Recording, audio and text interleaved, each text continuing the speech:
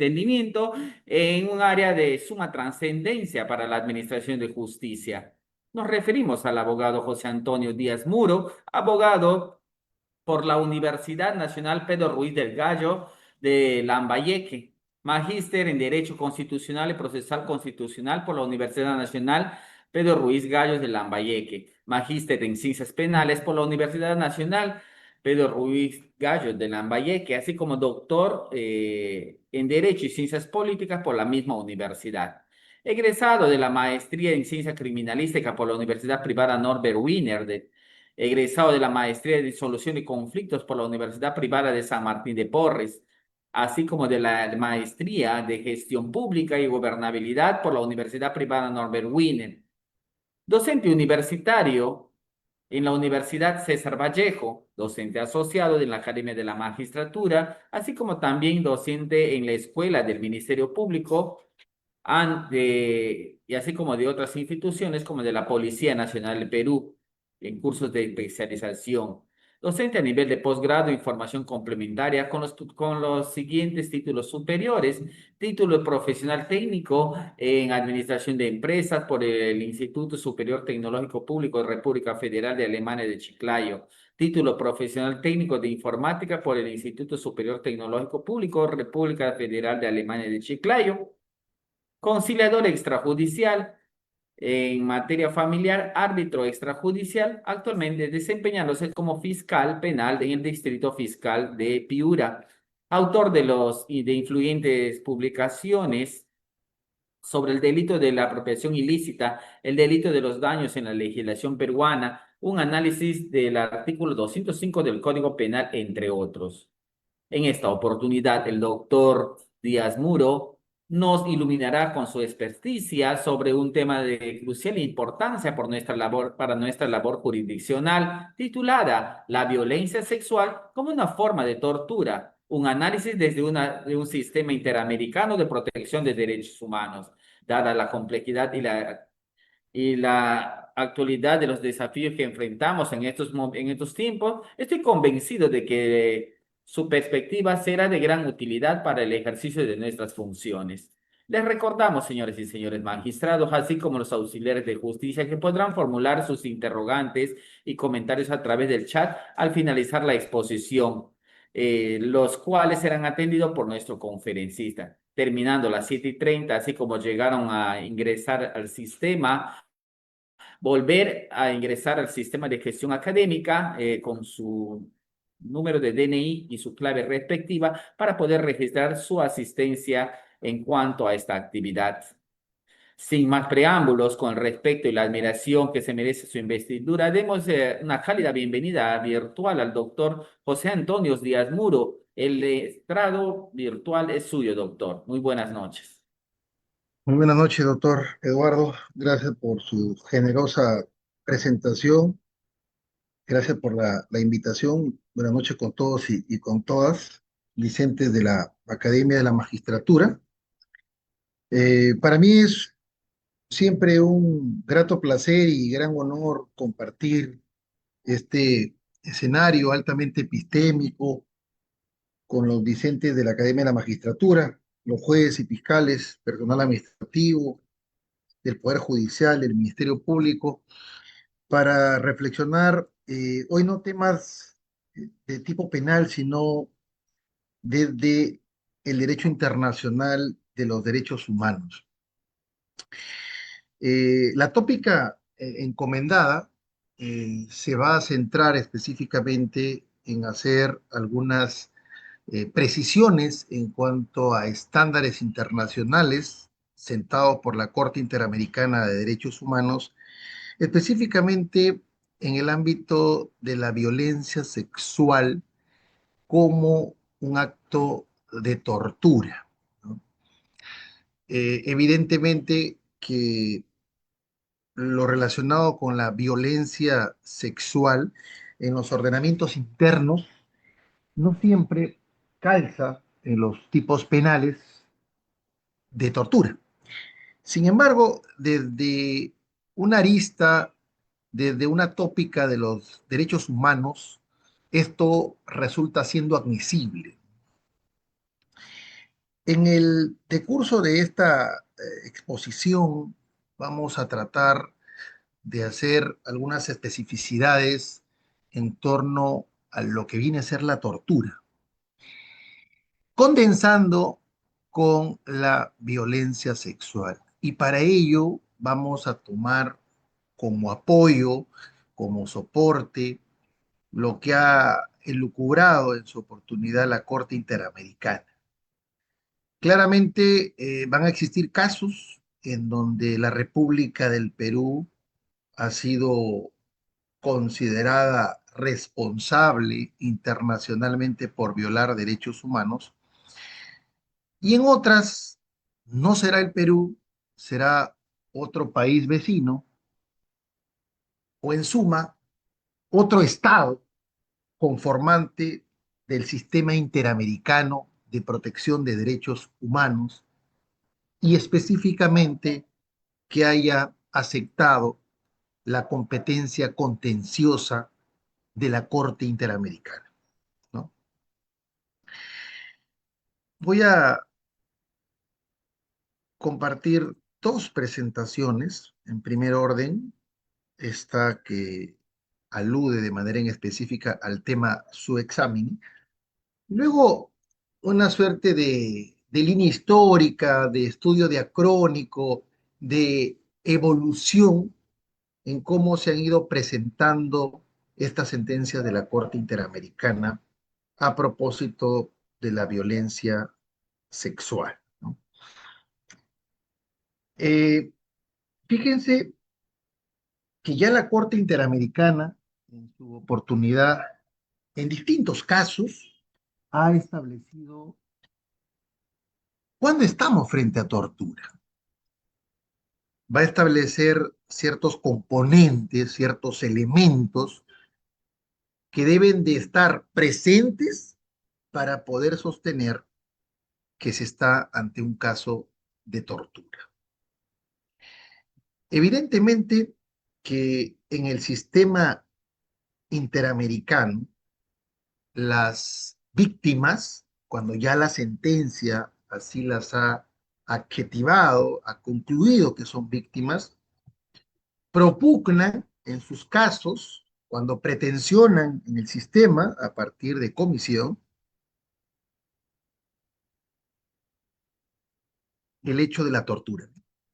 Claro, luego de haber trascendido, luego de haber trasegado el primer filtro, que viene a ser la Comisión Interamericana, y si ésta lo considera dentro de su informe final, evidentemente vamos a tener un pronunciamiento por parte de la Corte. Ahora, algo así puntual, y esto es una nota al margen.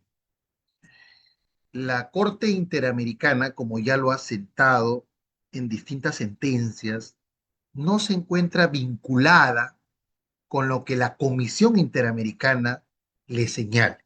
Vamos a partir de allí.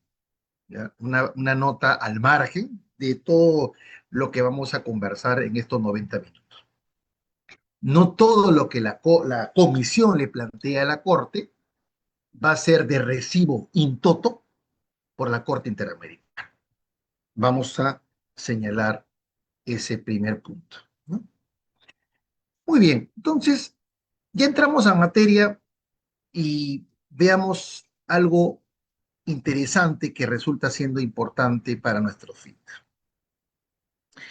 En toda la temática, fíjense, de los derechos humanos, una nota que debo de precisar antes es que el sistema internacional de protección de los derechos humanos se incardina dentro del derecho internacional público, ¿sí?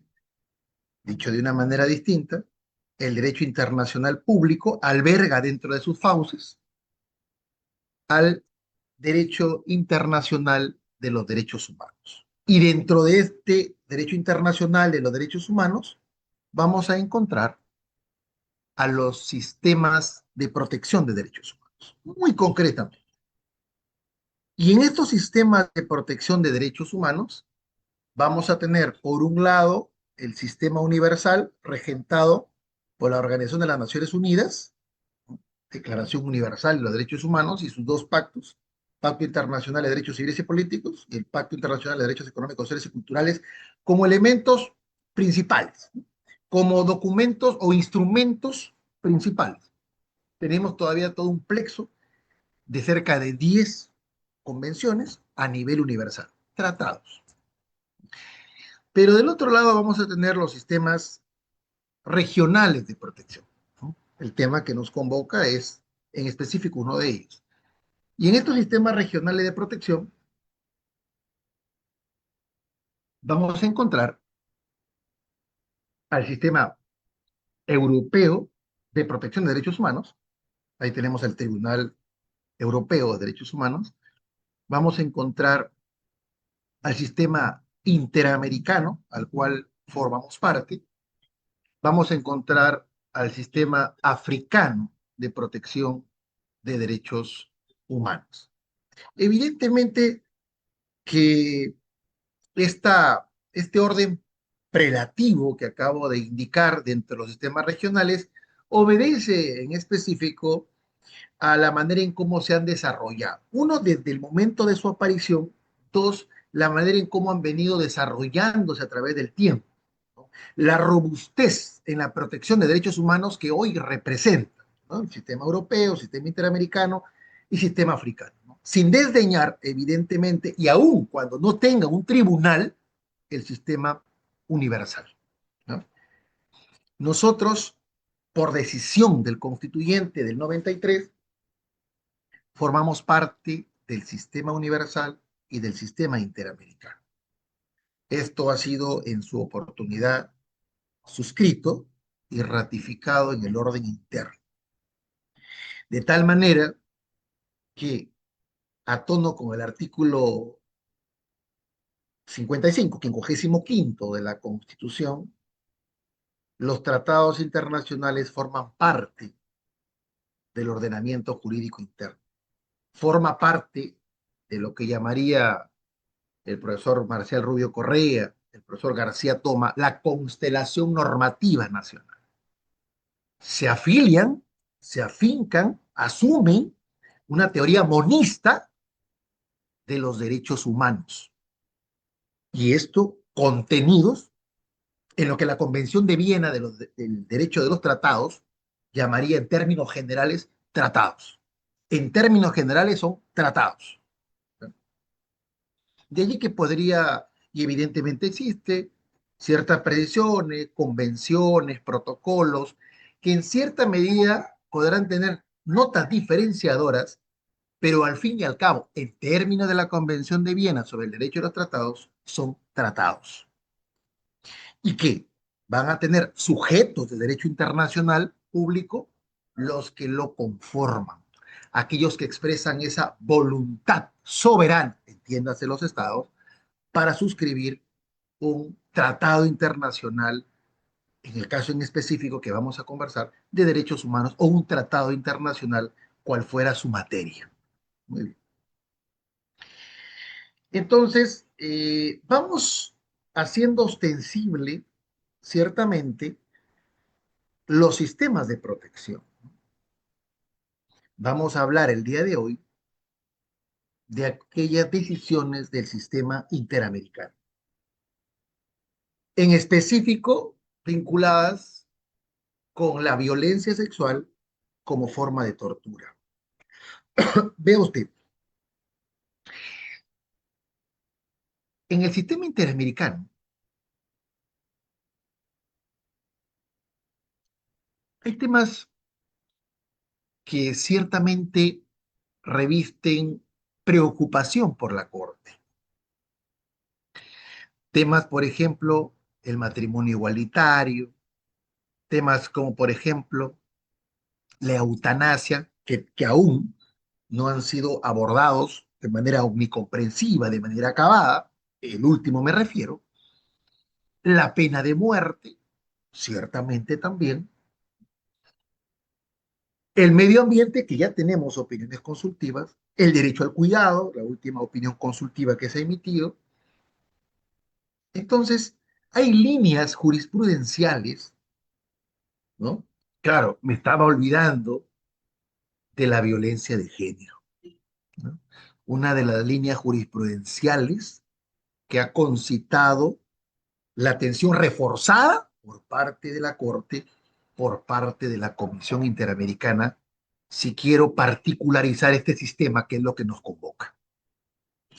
Entonces, hay varios temas, ¿no? La pena de muerte, el aborto, temas que quizás aún no han sido desarrollados, pero están en agenda. Los que ya han sido desarrollados con cierta precisión, la violencia de género, temas, por ejemplo, como el medio ambiente, temas que están relacionados con el tratamiento penitenciario, entre otros. Y dentro de la violencia de género vamos a encontrar la violencia sexual, ¿no? Y aquí vamos a hablar de cómo es que la Corte considera a la violencia sexual como una forma de tortura. Claro, no toda violencia sexual va a presentar los caracteres de un acto de tortura, si es que evidentemente no se ajustan a las exigencias para hablar, para sostener que en un caso en concreto ha existido tortura. Esto lo vamos a desarrollar inmediatamente, pero lo que sí hay que precisar es que la Corte Interamericana ha emitido senda jurisprudencia. Un caso reciente es el caso Azul Roja Marín, por ejemplo, versus Perú. También ahí hay un pronunciamiento en torno a la violencia sexual como tortura. Claro, no dejaremos de lado de hablar del caso peruano, Gladys Espinosa González versus Perú, el establecimiento penal Castro Castro versus Perú, entre otros. Tampoco dejaremos de lado de por allí recordar a México, desde el caso, bueno, caso González y otras versus México, caso Fernández Ortega versus México, caso Rosendo Cantú versus México, que son casos en donde se han marcado la pauta. No vamos a mirar desde la violencia contra la mujer, sino vamos a hablarla desde el acto de tortura en sí, ¿ya? Pero fíjense, en estos casos, López Soto, por ejemplo, versus Colombia, Claudina Velázquez Páez versus Guatemala, entre otros que vamos a conversar en un momento de manera muy sincopada. La primera idea que tiene que quedar clara es la Corte ya ha establecido en múltiples casos que la violencia sexual constituye una forma de tortura cuando, y aquí vamos adelantándonos, se presente, por ejemplo, una forma de sufrimiento severo, cuando exista una finalidad, cuando exista una intencionalidad, cuando exista un acto directo, claramente va a propender establecer situaciones de humillación, de castigo, de control a la víctima. Son ciertas notas. El caso Bedoya Lima, por ejemplo, que es una periodista, y vamos a ver cómo es que en casos, incluso de mujeres periodistas, el caso de Bedoya Lima, se estableció que esa violencia sexual presentada como un acto de tortura tiene una finalidad. Miren, no se trata de cualquier persona, que veremos luego, se trata de una periodista. En el caso Digna Ochoa y familiares versus México, es un caso muy interesante también, era abogada, hubo un mensaje también allí. A ella le dieron muerte en su estudio de abogado, pero hubo un mensaje, siempre hay un mensaje tras el acto de tortura, tras el acto de violencia sexual. Y ahí va la finalidad que veremos en un momento. La manera severa, recuerde el caso penal Castro Castro, que creo que es un caso que marca la pauta es un caso que da el punto de arranque, el ojo de agua, el punto de ignición, de donde dimana, ¿no? Donde empieza a trabajarse, no directamente el tema de la violencia de género, pero sí ya va sentándose la línea jurisprudencial de la violencia contra las mujeres, ¿no? Cómo se destaca actos perversos que se orientan a una afectación del sustrato corporal de la mujer para enviar un mensaje. Y no es una letanía que se repite, sino que vamos a poder desentrañar, vamos a ingresar a las fauces mismas de la sentencia de la Corte para que veamos el por qué se señala, no para repetirlo como letanía, sino darnos cuenta de cuándo hay una violencia sexual como forma de tortura, porque claramente podría afirmarse que en todos los casos, sino que tiene que haber elementos presentes para poder sostener que estamos frente a actos de tortura. De momento lo que se adelanta es actos que constituyen sufrimientos severos, sufrimientos graves y una finalidad. Algo que va a resultar importante tenerlo en cuenta es el marco normativo. Se sienta la primera idea, hay múltiple jurisprudencia, pero sobre la base de determinados instrumentos, ¿no? Lo correcto es llamar instrumento a aquellos tratados internacionales sobre derechos humanos. Son instrumentos porque permiten operativizar a los estados los derechos humanos, que permite viabilizar a los seres humanos estos derechos. Son instrumentos. Y ojo, los derechos humanos no son sino la mejor manera, la forma más excelsa de limitar el poder. Los derechos humanos nos permiten limitar el poder del Estado. De allí que son reconocidos por los estados a nivel interno y anclados en las constituciones y también reconocidos en el ordenamiento internacional, en la justicia supranacional, en los instrumentos internacionales de protección de derechos humanos. Y esto va a tono con lo siguiente, con dos principios muy interesantes, miren, que es el principio, ¿no?, de complementariedad y el principio de subsidiariedad. El primero de ellos se entiende que la complementariedad se dará en tanto y en cuanto los sistemas de protección interno a cargo de los estados complementan su protección con los sistemas internacionales de protección. En el caso del sistema interamericano, regentado por la Corte Interamericana, la Comisión Interamericana, y que tiene como instrumento la Convención Americana sobre Derechos Humanos. Principio de complementariedad. Por ejemplo, la Comisión Interamericana tiene una de sus funciones la promoción de los derechos humanos. Tiene como una de sus funciones el darle seguimiento al Estado, a cuál es el estado de los derechos humanos en los países conformantes del sistema. Entonces, complementa, le dice al Estado peruano, estás realizando determinadas actuaciones, determinados procedimientos que están lacerando derechos humanos. Para complementar, para evitar que se vulneren, yo te voy a recomendar que hagas esto, a fin de complementar el principio de complementariedad. Y es algo interesante porque se trabaja la justicia interna con la justicia internacional en pro de los seres humanos.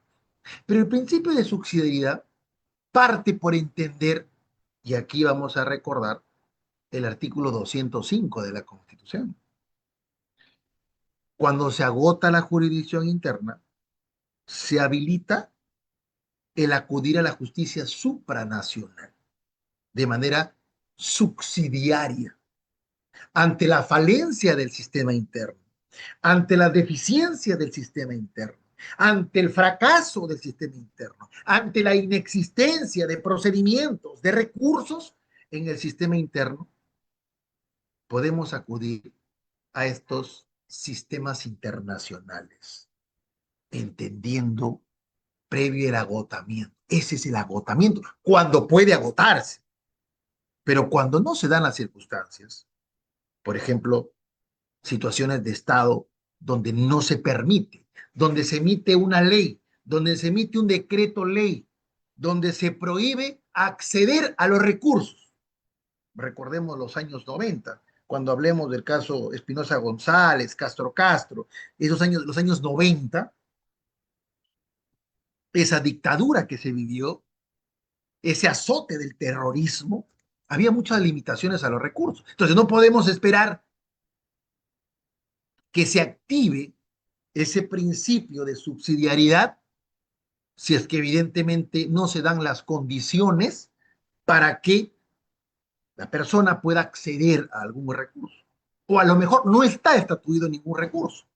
Evidentemente que allí se hará huelga a este principio de subsidiariedad y se podrá acudir directamente a la Comisión Interamericana. ¿Sí? Pero era para hacer una nota al margen entre el principio de subsidiariedad y el principio de complementariedad, que en algunos casos se confunden o se homologan cuando son dos aspectos diferenciados, ¿no? Entonces, a propósito del tema en comento, la Convención contra la Tortura de las Naciones Unidas, por ejemplo, del año 84, es un instrumento que forma parte de este sistema universal. Como dijimos al inicio, hay un sistema universal y tenemos sistemas regionales, al sistema universal, ¿no? Y aquí, este instrumento del sistema universal, insisto, no tenemos tribunal en el sistema universal, no hay una corte que busque aplicar, que busque interpretar y aplicar la Declaración Universal. No, no existe. Existen comités, ¿no?, que a lo sumo emiten sus informes, ¿no? A lo sumo recomendarán, pero no por eso le resta valía ni posición al sistema universal de protección de derechos humanos, que tenemos dos sistemas a los que podemos acudir, ¿no? Esta convención contra la tortura es un instrumento del sistema universal. Proscribe la tortura tal cual lo hace nuestro constituyente del 93, nuestra carta de navegación, diría Carlos Santiago Nino, nuestra carta de navegación del 93 la proscribe y declara ineficaz, ¿no?, cualquier prueba que se obtenga a partir de la tortura, a partir de los tratos crueles, inhumanos o degradantes. Hay una manifiesta declaración de inconstitucionalidad y de ineficacia probatoria en el caso de la obtención de estas pruebas mediante tortura. Esta convención de la tortura, evidentemente, contra la tortura, prohíbe esta tortura propiamente y los tratos crueles e inhumanos o degradantes. Que fíjense, esto también tiene que ver mucho con la manera en cómo se ejecutan las penas, ¿ya? Porque siempre repetimos, ¿no? Tratos crueles, inhumanos, degradantes. Tratos crueles, inhumanos, degradantes. Pero ¿de qué manera, ¿no?, se viabiliza esto? Por lo general siempre va de la mano con la ejecución de las penas. Va de la mano con la restricción de determinado derecho fundamental, sobre todo el derecho a la libertad personal, en su figura de libertad ambulatoria. Por ejemplo, cuando se detiene en flagrancia delictiva a una persona, ¿no?, se le ingresa en un centro de reclusión temporal, en un calabozo, y claramente se le tiene desnudo, no se le da alimentos, se le somete quizás a eh, fríos inclementes para hacer más lacerante su estadía, o en un establecimiento penitenciario propiamente. La manera en cómo se da ese trato cruel, inhumano, degradante, bajar ese principio de dignidad humana, ¿no?, estatuido en la Carta de Navegación del 93, pues ver reducido al ser humano a una mera cosa, a una res, ser un fin, un medio, evidentemente que no. Acá se utiliza el ser humano simplemente como una suerte de afectación con una finalidad. Seguramente miembros de terrorismo, alguna defensores de derechos humanos, se les da. No se ve como un fin, sino se le ve como un medio para. Y ahí va la tortura cuando veamos. Claro, lo que se tiene que relevar aquí es lo siguiente. En este instrumento internacional del sistema universal, no hay una inclusión expresa de la violencia sexual como una modalidad de tortura. Acá viene siempre la controversia, en términos generales, ¿eh?, en términos eh, del argot convencional, mucho se basa en lo que le llaman algunos la literosuficiencia. Miren, la Convención de Viena sobre el derecho de los tratados, al momento de hacer alusión a la interpretación de los tratados, parte por el principio de la literosuficiencia, ¿no? Porque los tratados se interpretan a partir de sus propios términos, que no hace otra cosa que enarbolar ese llamado desde la escuela historicista de Savigny, el método literal. El método literal, aunque nos sorprenda, es el método llamado por la Convención de Viena para interpretar los tratados, entre otros. Claro, el método sistemático que le sigue a pie juntilla. Y allí vienen ciertas disidencias en algunos tribunales, sobre todo en la Corte Interamericana, por ejemplo, cuando se pretende incluir determinada categoría, ¿no?, incluir dentro de determinado derecho algunos alcances que no están allí escritos. Y por allí siempre hay algunos votos razonados de magistrados de la Corte en donde señalan que por este principio de literosuficiencia, por aplicando el método literal o gramatical e interpretación de los tratados, conforme la Convención de Viena así lo establece, no podemos agregar aspectos que no han sido, ¿no?, gestados con el tratado. Y aquí le doy un paréntesis muy rápido. Por ejemplo, el caso Vicky Hernández versus Honduras, que seguramente lo han estudiado. En este caso, Vicky Hernández, y claro, se enarbola y hay mucho vitoreo, ¿no?, que se reconoce, ¿no?, a las mujeres trans como protegidas a partir de la Convención Interamericana para prevenir, erradicar y sancionar la violencia contra las mujeres, ¿no?, contra las mujeres. Y claro, ese es uno de los estándares que se extrapolan del caso Vicky Hernández versus Honduras, eso no me queda la menor duda. Pero vamos a ver, hay unos votos razonados, sobre todo un voto razonado en particular, donde invoca, por ejemplo, esta interpretación que debe darse a partir de un método literal. ¿Cómo es posible que se considere protegidas las mujeres trans por, ¿no?, la Convención Interamericana, Belén du Pará, si no se señala en el instrumento de manera expresa? Allí hay distintos puntos de vista, evidentemente, pero es un voto razonado, que tiene validez porque se apoya en este método literal de interpretación. ¿Y por qué hago ostensible el caso Vicky Hernández versus Honduras y la inclusión en la protección de las mujeres trans a partir de la Convención Belén do Pará o en la Convención Belén do Pará? ¿Por qué? Porque aquí también en la Convención contra la Tortura de las Naciones Unidas no se incluye expresamente la violencia sexual como forma de tortura. Evidentemente, acá hay una vacuidad legislativa, hay una vacuidad normativa, perniciosa seguramente, pero claramente lo que va a suceder es que vamos a tener que darle, y aquí surgen otros principios de interpretación de los derechos humanos. Surgen las dos posturas entre una interpretación originalista y una interpretación evolucionista de los tratados.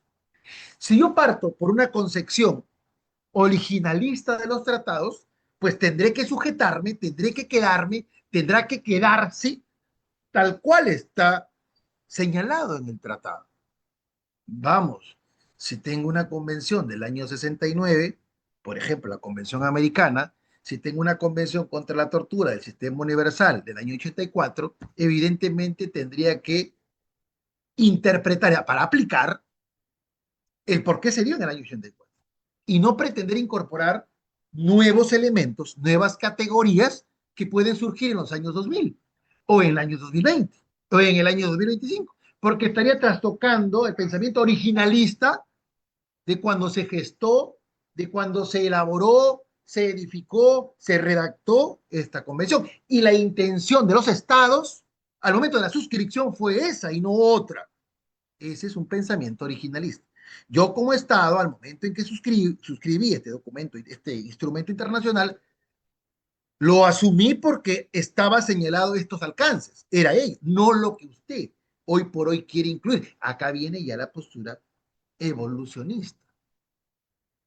Y los evolucionistas dirán, pues no podemos tener un cuerpo normativo anquilosado en el tiempo, anclado en el tiempo, pétreamente, ¿no? Aplicando ostracismo, soslayando, dejando de lado aquellos cambios que se dan con el tiempo, cuando la realidad es cambiante.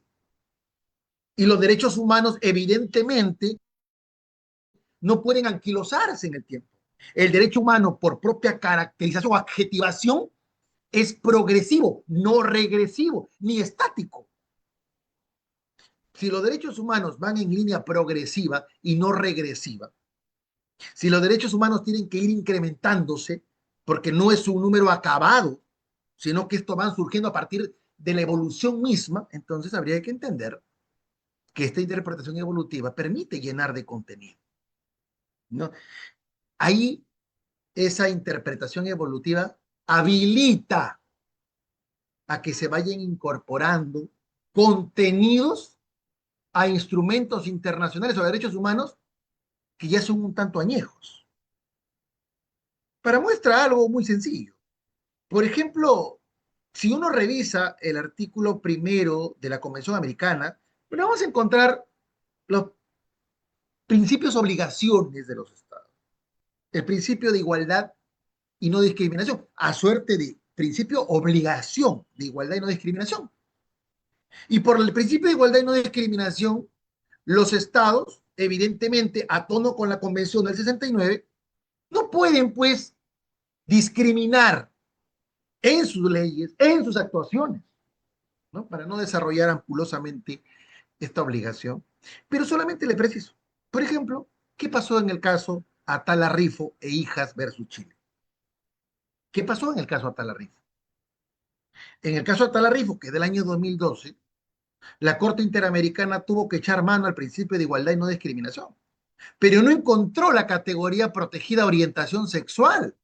Si no encontró la categoría protegida orientación sexual, no es que deje endeble, no es que deje expuesto al ser humano frente a esa violación, sino que tuvo que llenar contenido. Tuvo que, bajo una interpretación evolutiva, entender que, bajo el principio de igualdad y discriminación, también van a incardinarse la discriminación por orientación sexual, ¿no? Y luego viene toda esa línea tan amplia, ¿no? De el reconocimiento de los derechos de las personas LGBTIQ+, desde Atala Rifo, desde el año 2012, y podemos irnos incluso hasta el caso Olivera Fuentes versus Perú, hace unos años atrás, que se emitió la sentencia. Y sobre todo la discriminación en el sector privado. Se incorpora también, ¿no?, la discriminación por orientación sexual, pero en el ámbito privado, no ya en el ente público. Entre otros casos más, ¿no?, que podemos ver. Duque versus Colombia, por ejemplo, temas relacionados con el ámbito pensionario.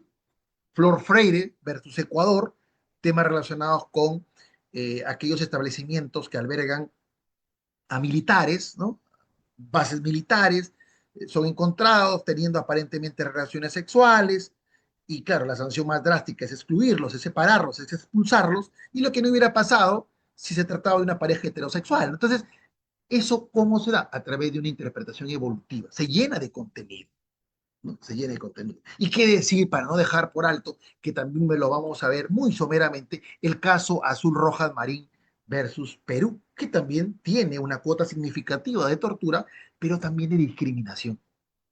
Y hubo una mea culpa pública, evidentemente, por haber fallado en este principio de igualdad y no discriminación, el Estado peruano, evidentemente.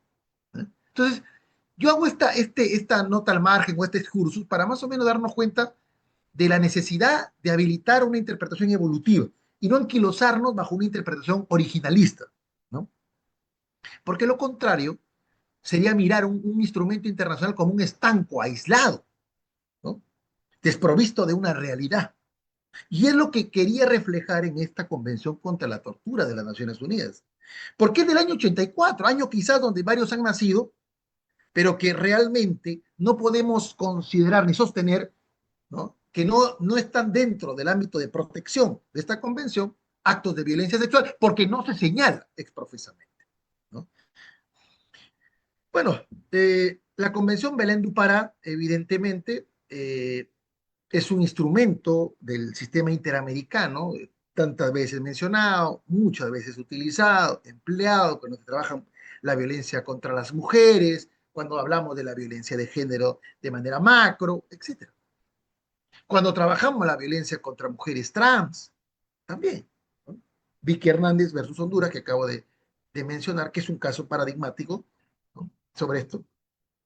Pero estamos viendo el marco internacional, ¿no? Del sistema universal, ¿no? Al sistema interamericano. En el interamericano ya aterrizamos con Belén do Pará. Al margen de ser un instrumento eh, diseñado para reforzar la violencia contra las mujeres, y también las mujeres trans a partir de esta sentencia que acabo de mencionar, este tratado interamericano va a descollar algo muy puntual que ha sido ciertamente sostenido reiterativamente. Ver a la violencia contra las mujeres como una violación de derechos humanos. Creo que es el eslogan que brota, ¿no? De este instrumento internacional. Pero también se gesta algo importante que tiene que ver con las obligaciones estatales. Vean, algo que omití señalar es que por el acto de la suscripción, ¿no? Y ratificación, suscripción en específico, y se entiende ratificación dentro de las causas internas, de un instrumento internacional de derechos humanos, surge lo que se conoce en el derecho internacional de derechos humanos las obligaciones estaduales. ¿Bien? Una obligación estadual es una obligación que asume el Estado cuando decide albergar, cuando abriga, cuando abraza, cuando asume, cuando suscribe un instrumento internacional sobre derechos humanos. Y van a surgir obligaciones, desde la obligación de respeto hasta la obligación de protección, pasando por las obligaciones de garantizar y de promover.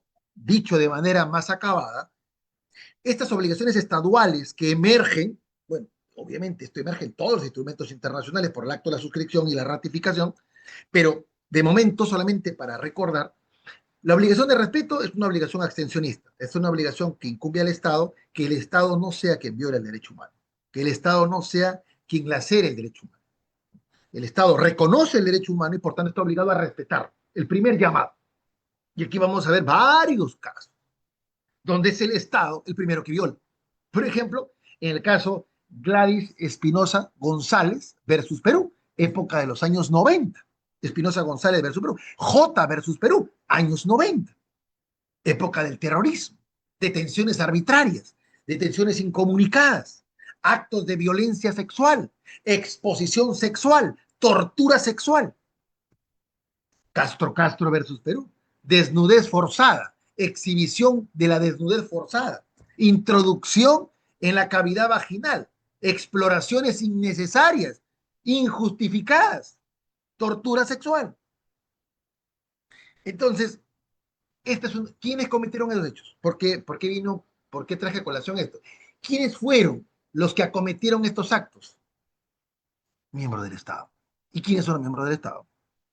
Pues evidentemente los funcionarios o los servidores públicos, que representan al Estado, que corporeizan al Estado a través de sus actos.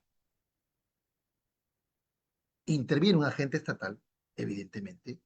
Estamos hablando aquí de actos que tienen que ver con incumplimiento de la obligación de respeto. Bueno, la obligación de garantizar es muy interesante, muy concretamente, porque aquí está, si ustedes ven la presentación, establece la obligación estatal de prevenir. La obligación de garantizar es una obligación positiva, es una obligación de hacer, es una obligación de implementar, es una obligación de dar leyes, es una obligación de crear juzgados, crear fiscalías, tener personal especializado. Es la obligación de garantizar. Es una obligación de hacer del Estado. Pero esta obligación de garantizar o de garantía, miren lo interesante, se despliega o se subdivide en obligaciones específicas, que acá están señaladas. Prevenir, la obligación de prevenir, la obligación de investigar, la obligación de sancionar y la obligación de reparar. Estas cuatro es lo que conocemos nosotros como debida diligencia, ¿no? Debida diligencia. Pero se le suma, para no dejar por alto, la obligación de promoción, y eso es algo tan importante en los estados. ¿Qué puedo exigirle al Estado? ¿Cómo demando al Estado si no tengo conocimiento de mis derechos? Y la obligación de promoción no es simplemente repartir constituciones en todos los idiomas, en los dialectos que se maneja al interior del Estado. La obligación de promoción es buscar un nivel de eficacia de ese conocimiento, la creación de mecanismos, la creación e implementación de rutas, de procedimientos que hagan accesible el conocimiento del derecho humano y que haga accesible el reclamo, la exigibilidad del derecho humano, entre otros aspectos que no me voy a detener, ¿no?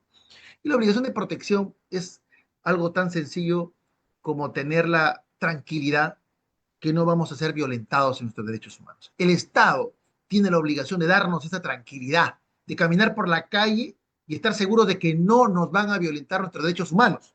Es la obligación de protección que tiene y le incumbe al Estado por el acto de suscribir y ratificar un instrumento internacional. ¿De qué vale suscribir un documento internacional, un instrumento internacional de derechos humanos, si no vamos a cumplir con las obligaciones? Y es que, como se verá, cuando se emite una sentencia a nivel de la Corte Interamericana, no solamente vamos a tener una lista amplia, quizás en algunos casos, de derechos humanos que han sido conculcados, que han sido vulnerados, que han sido violados, que han sido trastabillados, sino que esto va aparejado con las obligaciones. Dicho de una manera distinta, tenemos derechos humanos conculcados en relación con obligaciones incumplidas. Por ejemplo, a ver, vamos a poner un caso acá.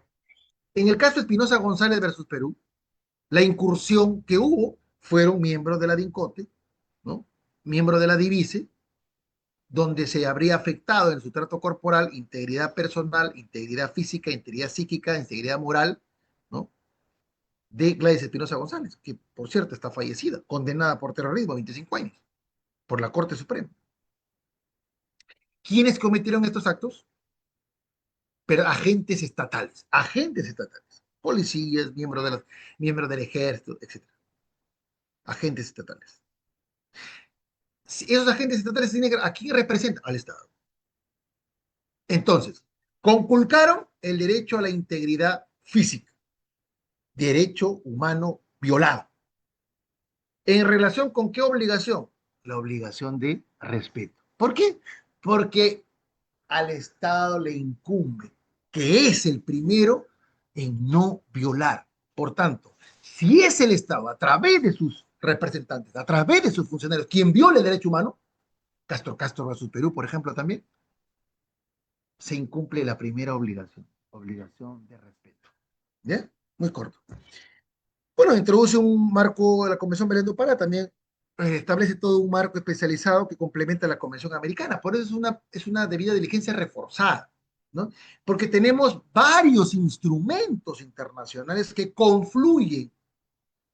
Es lo que diría el ex miembro de la Corte, Eduardo Ferrer MacGregor, ¿no? En línea con lo que diría ya el extinto Sergio García Ramírez, ¿no? Es ese corpus juris interamericano, ¿no? La Convención Belén do Pará forma parte de este corpus juris interamericano, este cuerpo vivo, que al fin y al cabo es el bloque de convencionalidad, ¿no? Cuando queremos trabajar con control difuso de convencionalidad, por ejemplo, ¿no? Vamos avanzando porque nos gana la hora. La Convención Americana, ya aterrizamos aquí.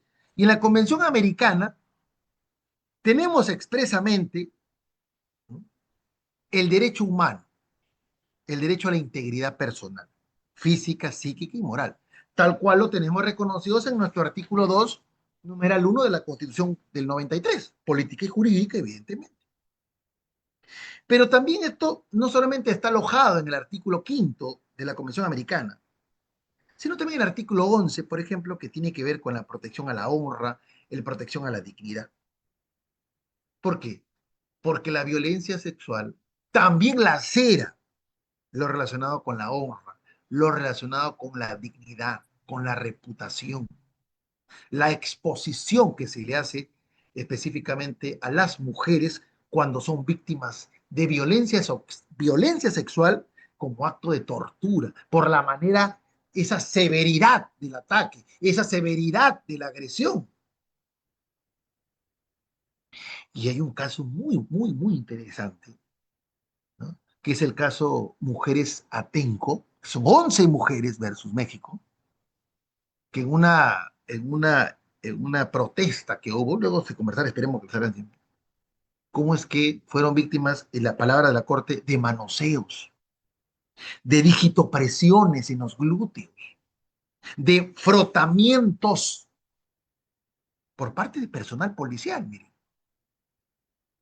es un caso contra México que evidentemente, de ejercer un derecho a la protesta, de haber sido detenidas arbitrariamente, que fueron subidas todas a un ómnibus, ¿no?, a un vehículo, imagínense. Y claro, todo el vía crucis que acabó en sostener pues estos actos de tortura sexual, porque el mensaje era para las mujeres, para que vean lo que les pasa por ejercer el derecho a la protesta, entre otros aspectos, ¿eh? Finalidad, ¿no? Afecta a la honra.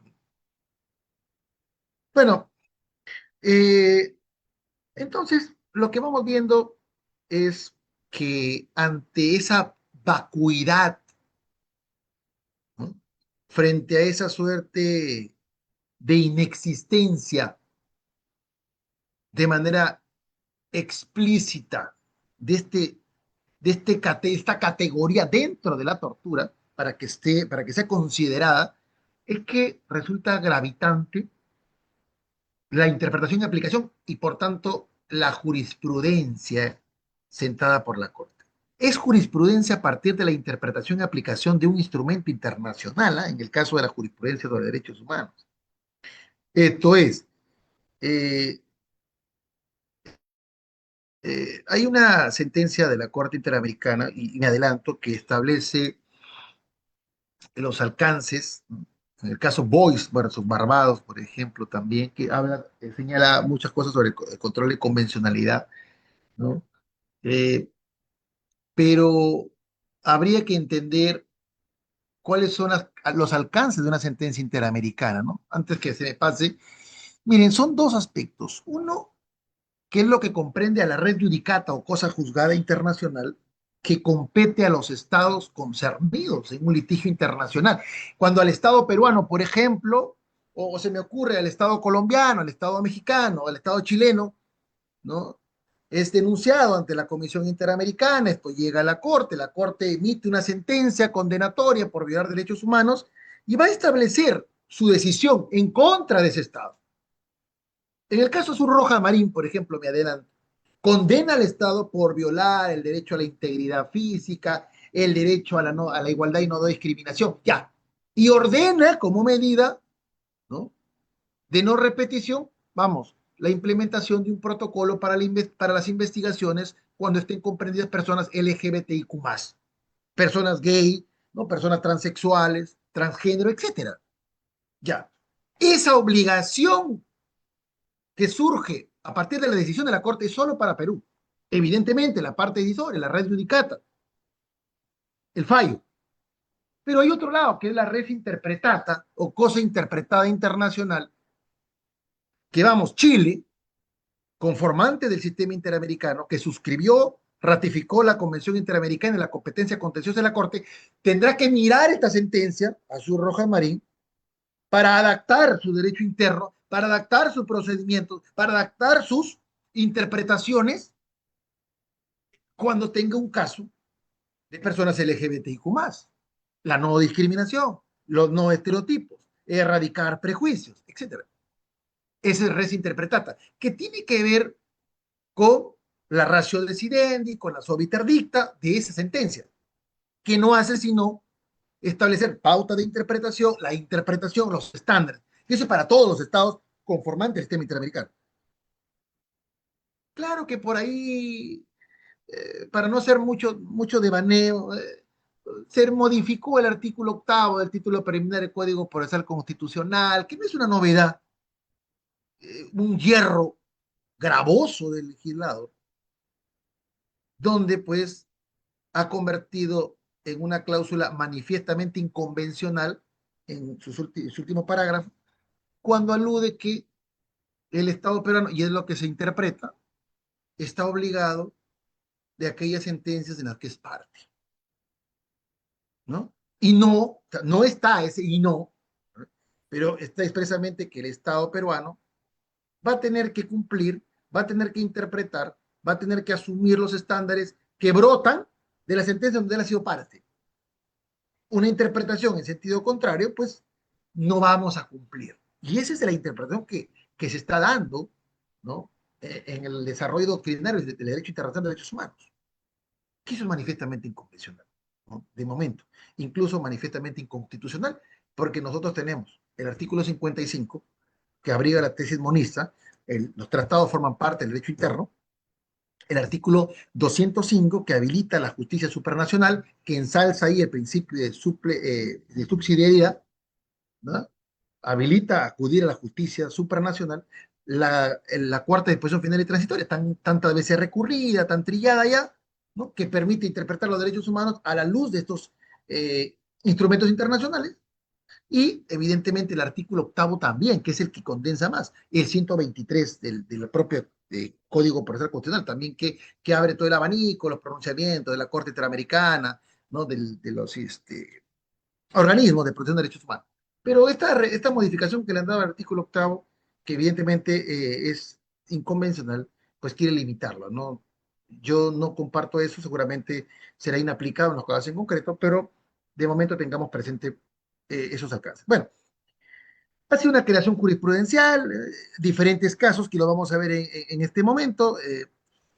El caso Fernández Ortega y otra, del año 2010, ¿no? Versus México, que son dos sentencias, Rosendo Cantú y Fernández Ortega del mismo año, del año 2010, que lo veremos en un segundo, pues hace toda una elucubración de, no solamente del principio, del enfoque de interseccionalidad que tiene que tenerse el momento de abordar un caso, ¿no? Situaciones de etnicidad, mujeres, ¿no? De una población indígena que han sido víctimas de violación sexual, de violencia sexual por parte de agentes militares. Y estos dos casos, Fernández Ortega versus México y Rosendo Cantú versus México, los dos del año 2010, por meses nada más. Una se dio en el caso de Fernández Ortega al interior de su domicilio, o sea, se le accede carnalmente contra su voluntad, en presencia de sus hijos. Imagínense ese mensaje, esa afectación, no solamente para la víctima, sino para sus familiares. Y en el caso de Rosendo Cantú, igual, una pobre, perdone la categorización, pero yo lo digo en el sentido de su nivel, ¿no? En el caso que se encontraba, ¿no? Una mujer que se encontraba lavando ropa cerca de un riachuelo, se acercan miembros de las fuerzas militares de México, le hacen preguntas respecto a determinadas personas, se indica no conocer, la toman la sujetan, la acceden carnalmente, imagínense. Y afecta la honra y dignidad, ¿saben por qué? Porque estos pueblos indígenas, veremos, tienen una concepción tan ancestral, tan arraigada, ¿no? tan folclórica que una mujer que ha sido violentada sexualmente es expurgada de la comunidad. No es que reciba un apoyo directamente, sino que es como excomulgarla, está estigmatizada ya.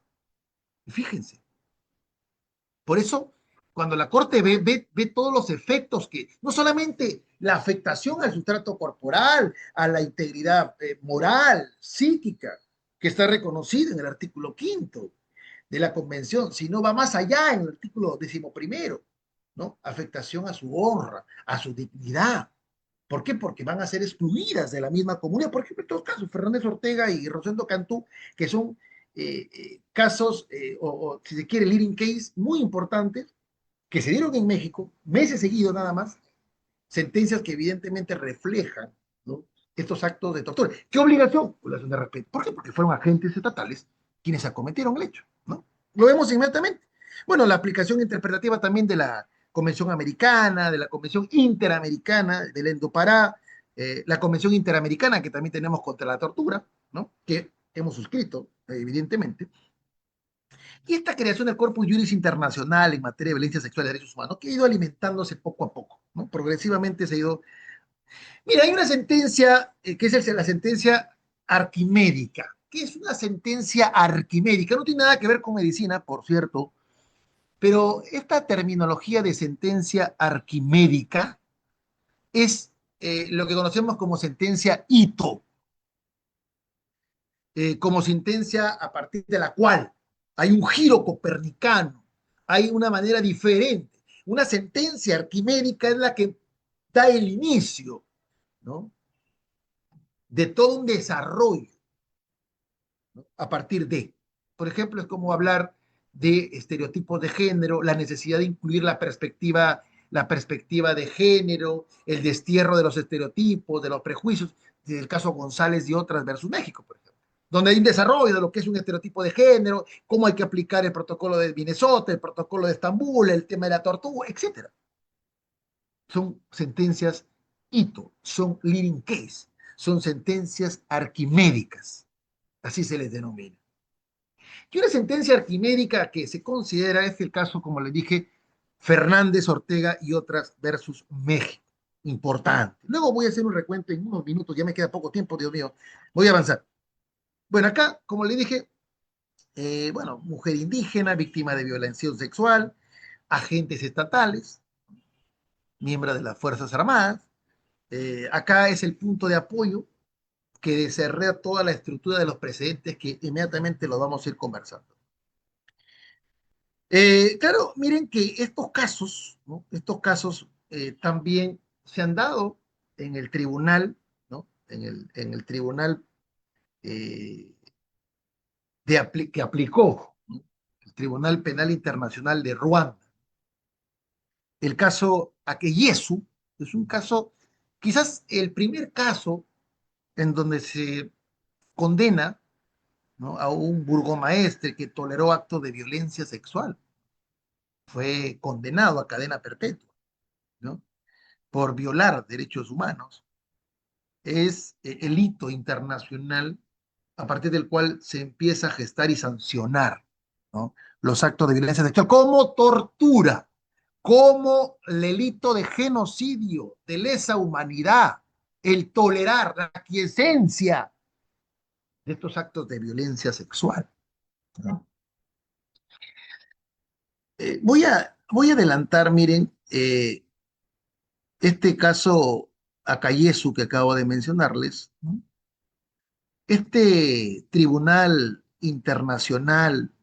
Penal Internacional de Ruanda, eh, acá se sentencia, como les digo, a cadena perpetua a Akayesu, que fue un burgomaestre, un alcalde, por haber tolerado.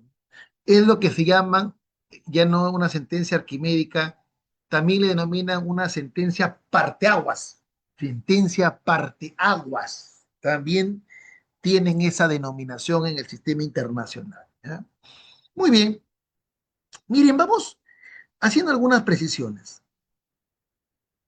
Vamos directamente a los casos, porque penosamente debo de decir que el tiempo nos va a jugar en contra y para tener toda una visión panorámica de las sentencias, voy a apoyarme en una presentación ya con cargo en algún momento de desarrollarlo con mayor amplitud. Se trata de la línea de tiempo, línea jurisprudencial. Es una línea jurisprudencial de esta violencia sexual como tortura. Y aquí vamos a destacar en principio. ¿Ya? Ya no me da tiempo para poder hablar todo esto, pero lo voy a sincopar aquí. ¿No? En principio, ¿cuáles son los elementos, ya, para hablar de tortura? ¿Eh? Por la propia Corte Interamericana. Esa suerte de intencionalidad. O sea, no es maltrato accidental. Todo acto de tortura implica que deba de ser intencional. Hay un dolo en el agente. Conoce, quiere, realiza. La intencionalidad es una característica propia para hablar de tortura. ¿Ya?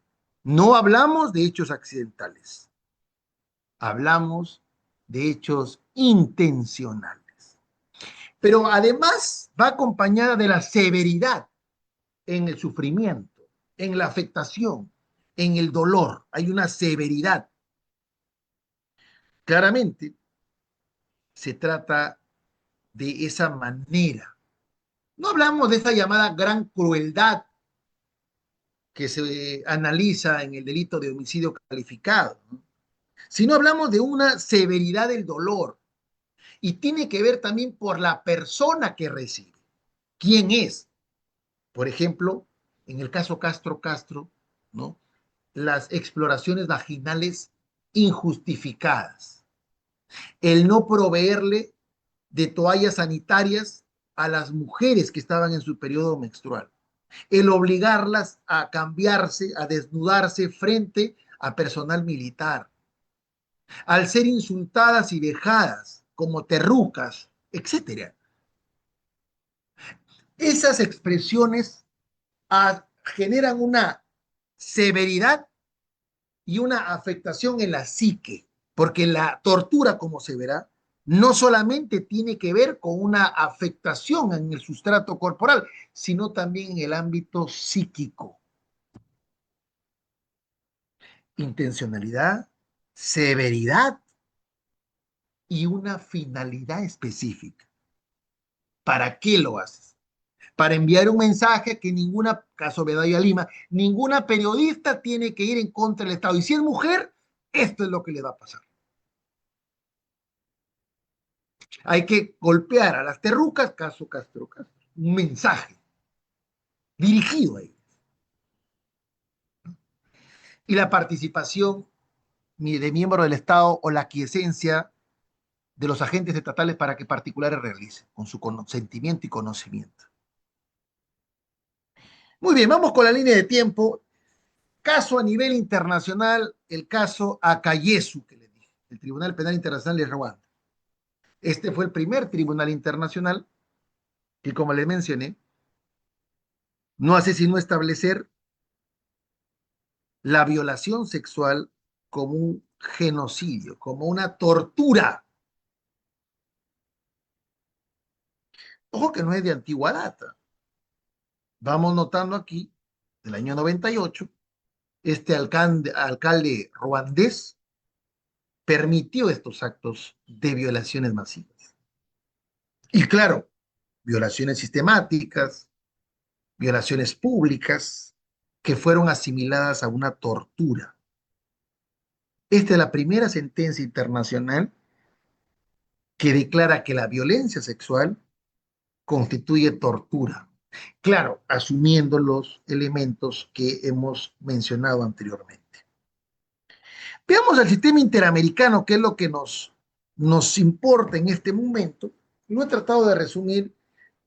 Cada sentencia bueno, es un tema muy amplio, pero lo importante de Castro Castro, fíjense, ese operativo militar policial, Mudanza uno que hemos estudiado seguramente en la academia, en los cursos de violencia de género, pero se gesta como el antecedente, ¿no?, más próximo que tenemos sobre violencia sexual como forma de tortura. Acá se reconoce por la Corte que esta exposición, este operativo militar, ¿no?, contra estas detenidas que iban a ser trasladadas a penales de mujeres, Mudanza uno, no solamente fue severo en el trato hacia las mujeres, por eso tortura, sino la manera en cómo se incursionó. Si uno puede ver algunos, si se quiere, reportajes de aquella data, verá cómo los familiares estaban apostados en los exteriores de Castro Castro, aguardando, ¿no?, la manera en cómo, si su familia estaban con vida o no, ¿no?, y la manera como eran expuestas. Mujeres muertas, mujeres embarazadas, que eran expuestas, esta desnudez forzada, las humillaciones que se realizaron, todo ello para la Corte significó violencia sexual como un método de tortura. Esta desnudez forzada, ¿no?, en un contexto represivo, es violencia sexual. Por tanto, tortura, dijo la Corte. Es el primer estándar que tenemos en contra del Perú. Al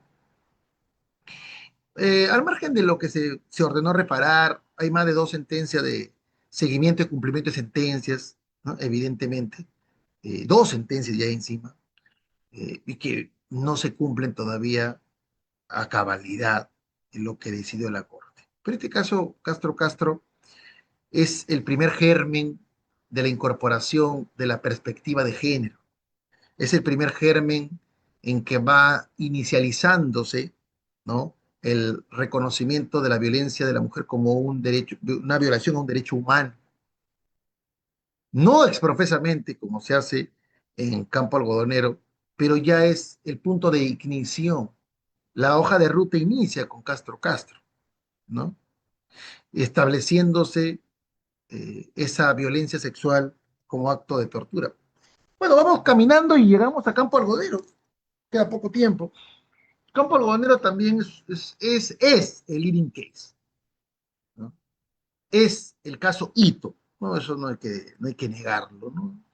Una sentencia ampulosa, eh, tuvo que ver sus orígenes, pues evidentemente, para algunos con el crimen organizado, ¿no?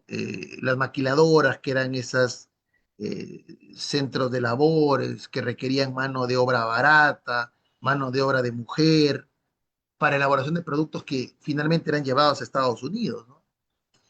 Y en ese trayecto, pues evidentemente eran captadas por estas mafias, ¿no?, dedicadas al tráfico ilícito de drogas, y que lo que nació con cierta inocencia de invitar a algunas trabajadoras de las maquiladoras para compartir con estos capos de la mafia del tráfico de drogas, pues terminó siendo toda una suerte, ¿no?, de genocidio, entre comillas, en términos de las feministas, ¿no?, y en afectación de muchas mujeres, ¿no?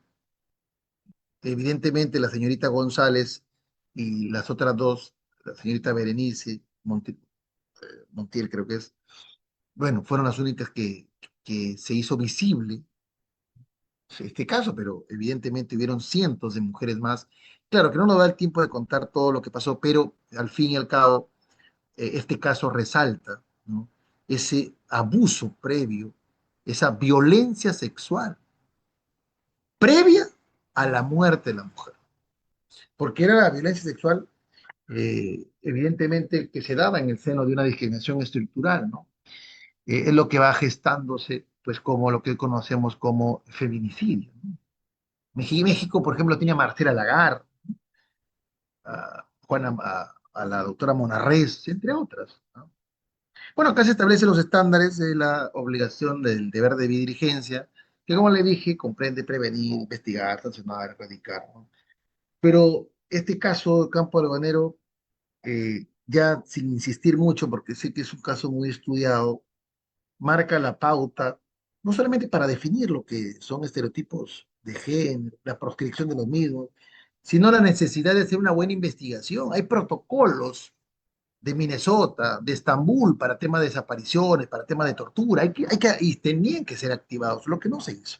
Y claro, la cuota, los sesgos cognitivos, los prejuicios que se activaron en todos los operadores de justicia en estos casos. Bueno, estos dos casos más que también van contra México, que son del 2010, que es Fernández Ortega y Rosendo Cantú.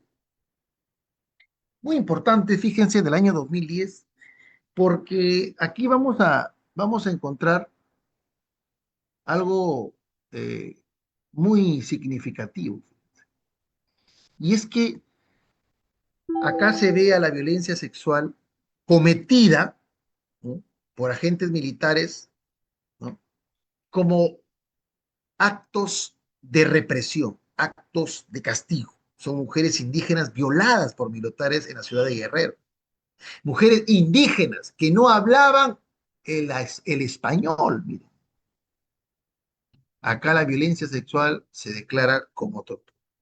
Se comete por agentes del Estado, se realiza en agravio de la señora Fernández Ortega, de Rosendo Cantú, ¿no? Son casos parteaguas, ¿no?, como se indica, y que evidentemente esto afectó de manera interseccional, ¿no? Mujeres indígenas, ¿no?, mujeres que no hablaban el dialecto, mujeres de escasos recursos, ¿no?, y sobre todo que eran aprovechados por los militares cuando se encontraban solas. Atención integral, etcétera, ¿no? Bueno, el patrón común en ambos casos, que son del 2010, ¿no?, es que tiene que ver con la violencia sexual como hechos aislados. Ambos se dan en el seno de una represión militar, incursión en en territorio indígena.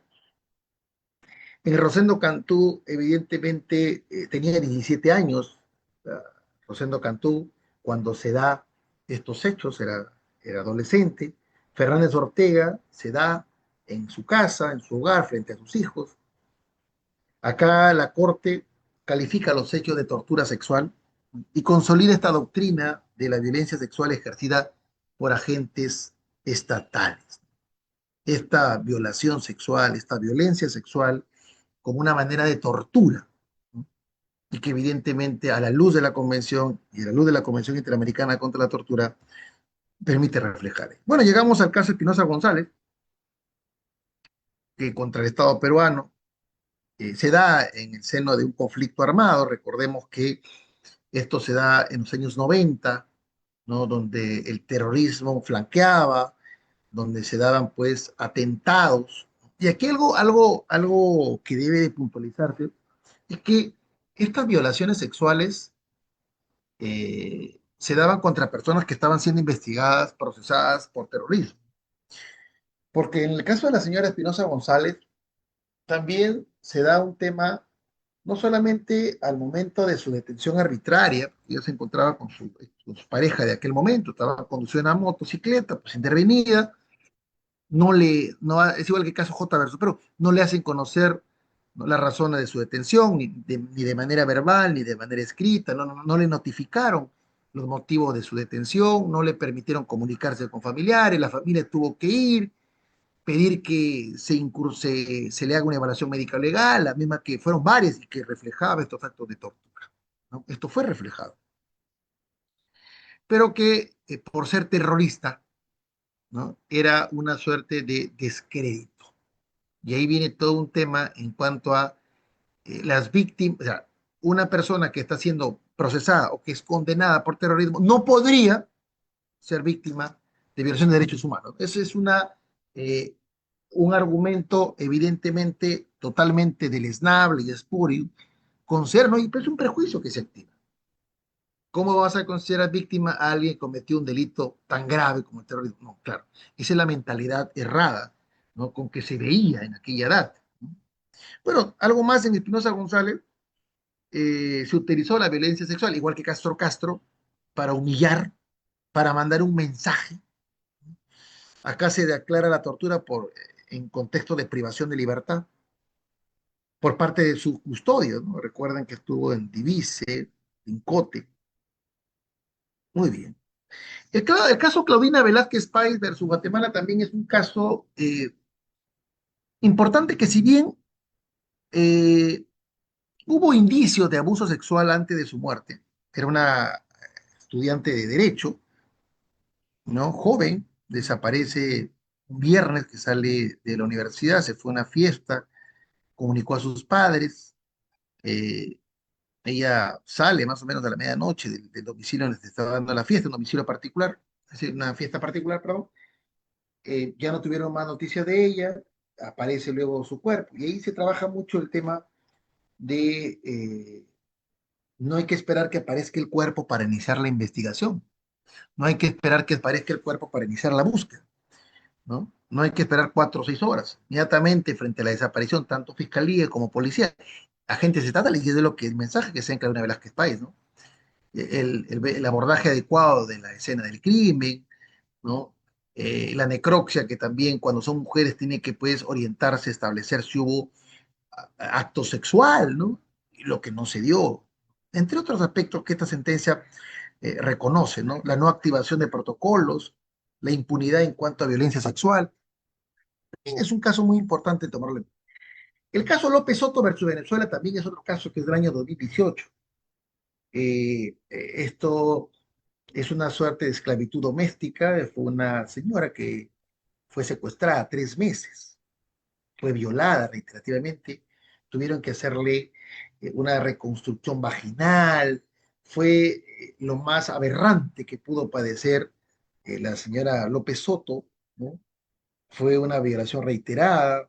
Aquí la Corte Interamericana no solamente sentencia a Venezuela por no haber realizado una adecuada investigación, por ese letargo al momento de llevar el proceso, por no tener una diligencia debida al momento de abordar, pero vea la violencia sexual sistemática como tortura, ¿no?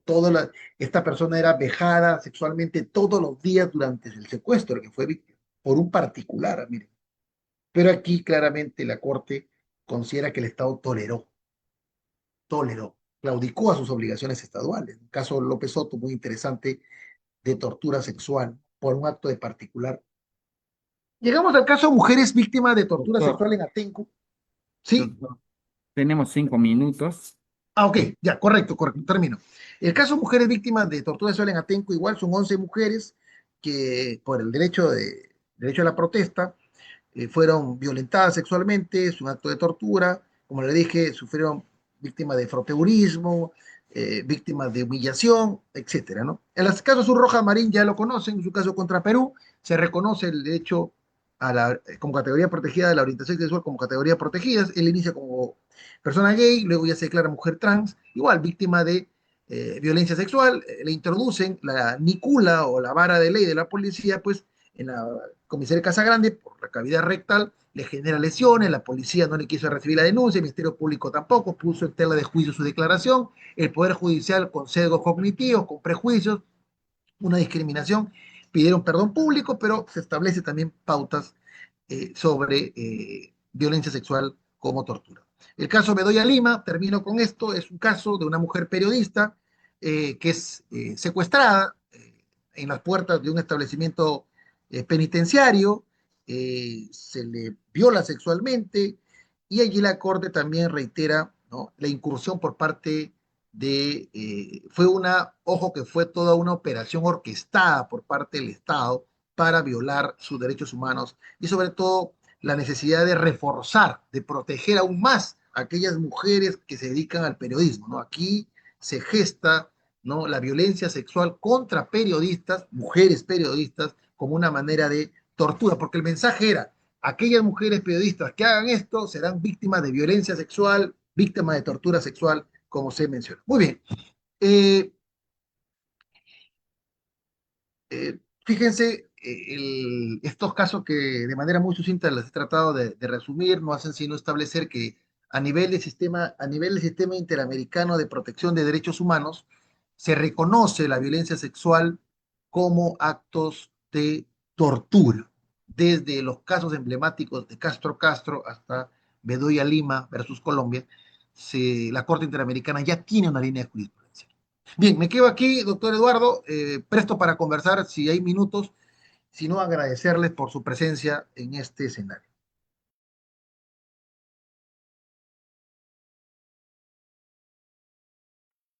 Doctor Eduardo, Doctor Eduardo, no sé si me escucha.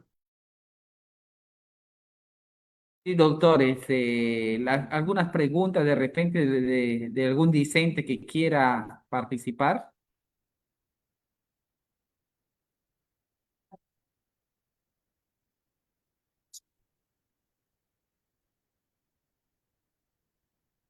Bueno, no, acá el doctor Hugo Vizcarra.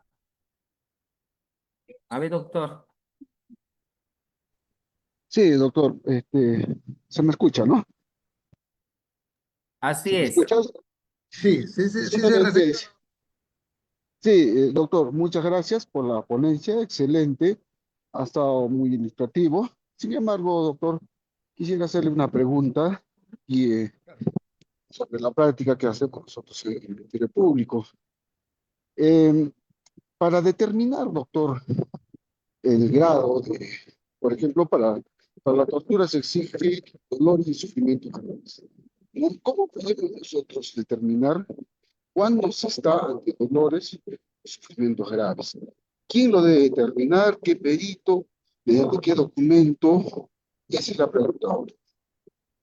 Bien, gracias. Gracias, doctor Hugo. Sí, fíjese, mire, en el caso Espinosa González, ¿ya? Lo invito a que lo revise. En el caso Espinosa González versus Perú, ahí va a encontrar alcances en cómo es que se debe abordar a la víctima de tortura y el rol que tiene el médico legista. El médico legista tiene un rol importante al momento de detectar la tortura y de poner en conocimiento al fiscal por el tipo de lesión que presenta. Cuando llevan a una persona que está detenida, cuando llevan a una persona que está recluida a su evaluación médico legal, la lesión que presente, por ejemplo, si es una lesión con varas, si es una lesión con látigo, si son lesiones causadas por electrocución, entre otras, es el médico, y en el caso de Espinosa González claramente se destaca. El médico tiene la potestad y tiene la especialización para poder detectar qué tipo de lesión es. E inmediatamente comunicar para que no regrese al centro de reclusión en la cual se ha encontrado. Entonces, el reconocimiento médico legal es determinante para establecer el tipo de lesión bajo el principio, ¿no?, de la ciencia criminalística que se relaciona entre el instrumento empleado y la lesión causada. Ese principio de correspondencia, muy importante, ¿eh? Y ahí hay un mensaje y obligación para los peritos médicos al momento de hacer evaluación médico-legal. Entonces yo creo que si el fiscal no detecta, si el juez no detecta, si el encargado de la investigación no lo detecta, el médico, ojo, en este caso, mandan un mensaje al médico, debe de hacer de conocer que este tipo de lesión es por la severidad. Imagínense que lesiones tipo causadas por electrocución, lesiones causadas con objetos contusos cortantes, que el propio peritado indica que han sido causadas al interior del establecimiento. Entonces, por ahí, en cuanto a lesión física, importante revisar ese caso. Además, en ese mismo caso, para terminar, le da pautas de cómo interrogar a la víctima de tortura, cómo se le examina a la víctima de tortura, las preguntas la orientación a través de preguntas, tanto por violencia sexual, tanto como tortura. En ese caso se especifica, ¿no? El ambiente adecuado, no preguntar directamente sobre el incidente, especificar quién fue el agente estatal que estuvo acá, etcétera,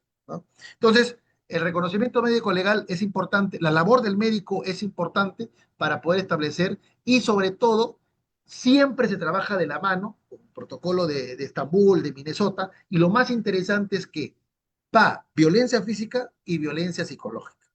Tiene que hacer la evaluación física y la evaluación psicológica. No puede desligarse, porque la consecuencia de la evaluación, de la afectación al sustrato corporal, refleja en el ámbito psicológico en la mayoría de veces, y es por eso que se exige a través de estos protocolos que sea una evaluación tanto de la estructura corporal somática como de la estructura psicológica, para poder establecer los grados de afectación. Pero insisto, la labor y el rol del médico legista es fundamental. Por ahí va la respuesta.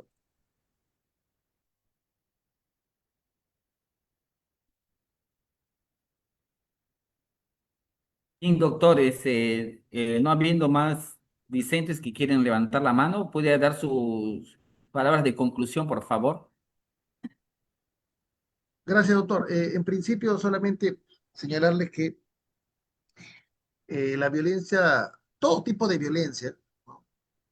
Requiere del apoyo de las ciencias, técnicas, artes, disciplinas, oficios forenses. O sea, necesitamos acreditarlo. Hay protocolos que deben de activarse, evidentemente. Cuando no se activan los protocolos contra la tortura, por ejemplo, dejamos mucha información de lado. Cuando no se le indica, cuando no se recaba información de la escena, dejamos mucha información de lado.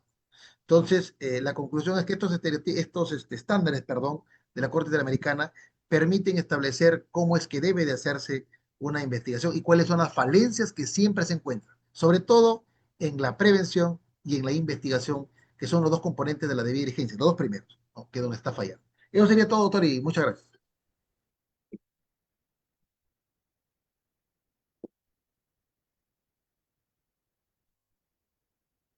Muy bien, doctor. Excelente ponencia por parte de su persona, como le caracteriza, doctor José Antonio Díaz Muro. A nombre de la Academia de la Magistratura, sede Loreto, le agradecemos por su presencia y por querer apoyar sus conocimientos en cuanto a este tema que es muy importante para nosotros que estamos en el mundo jurisdiccional.